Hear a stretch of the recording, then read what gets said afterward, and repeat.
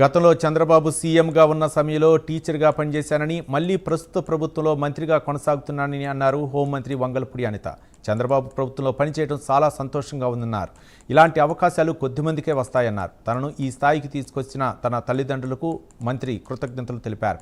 తన తండ్రి ప్రస్తుతం రిటైర్డ్ అయినా తల్లి ఇంకా ఉపాధ్యాయురాలుగా సేవలందిస్తున్నారని అనిత చెప్పారు. తల్లిదండ్రుల ఆశీర్వాదం తనకు మరింత శక్తిని, ఆత్మవిశ్వాసాన్ని ఇస్తుందన్నారు.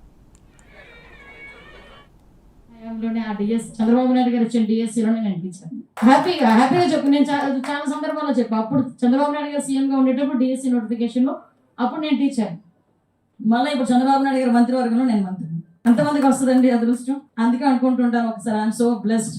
దీనికి ఎంతో మందికి టీచర్గా భవిష్యత్తుని తీర్చిదిద్దిన గురువే నాకు తండ్రి అయినందుకు నేను నిజంగా ఈ సందర్భంగా మా నాన్నగారికి కూడా ప్రత్యేకంగా నేను ధన్యవాదాలు చెప్పాలి. మీ అందరి తరపున మా నాన్నగారికి స్పెషల్ థ్యాంక్స్ కూడా చెప్పాలి. 2002 డిఎస్సి